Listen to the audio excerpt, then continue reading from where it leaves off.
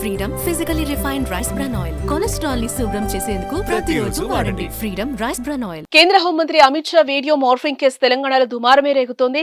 ఢిల్లీ పోలీసులు స్పీడ్ పెంచడంతో కీలక పరిణామాలు చోటు చేసుకుంటున్నాయి. ఢిల్లీ వర్సెస్ హైదరాబాద్ పోలీస్ అన్నట్టుగా సీన్ మొత్తం మారిపోయింది. గురువారం జరిగిన హై డ్రామాతో ఒక్కసారి ఢిల్లీ పోలీసులు కంగుతిన్నారు.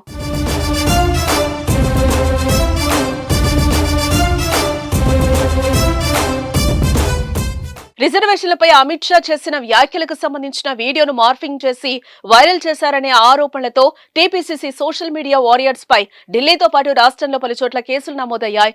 BJP general secretary Premender Reddy ఫిర్యాదు మేరకు గత నెల 27న సీసీఎస్ పోలీసులు ఎఫ్ఐఆర్ నమోదు చేశారు. అయితే ఢిల్లీలో నమోదైన కేసులకు సంబంధించి విచారణకు రావాలని మే 1న రేవంత్ రెడ్డితో పాటు మన్నే సతీష్ సహా 5గురికి నోటీసులు ఇవ్వడం జరిగింది.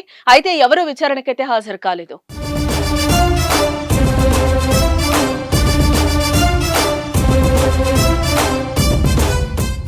కేసు విషయమై ఢిల్లీ పోలీసులు గురువారం ఉదయం గాంధీ భవన్ కు వచ్చారు. సోషల్ మీడియా సభ్యుల కోసం ఆరా తీశారు. అయితే ఇంతలోనే హైడ్రామా చోటు చేసుకుంది.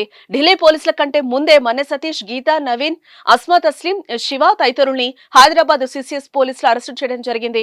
తర్వాత సైబరాబాద్ కమిషనరేట్ పరిధిలోని ఓ ఠానాకు తరలించి సాయంత్రం వరకు అక్కడే ఉంచారు. వారి కోసం ఢిల్లీ పోలీసులు సైబర్ స్టేషన్ ఉండే సీసీఎస్ భవనం పరిసరాల్లోనే ఎదురు చూడాల్సిన పరిస్థితి వచ్చింది. పోలీసుల అదుపులో ఉండడంతో వారిని అరెస్టు చేసే అవకాశం లేక ఢిల్లీ పోలీసులు ఉన్నతాధికారులను సంప్రదించారు. నిందితులను కస్టడీకి తీసుకునేందుకు కోర్టు ద్వారా ముందుకెళ్లాలని భావిస్తున్నారు.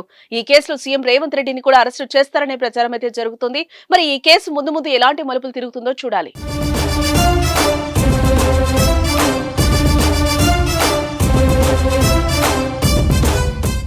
సుమన్ టీవీలో మీ పర్సనల్ అండ్ బిజినెస్ ప్రమోషన్స్ కోసం కింది నెంబర్కి కాంటాక్ట్ చేయండి.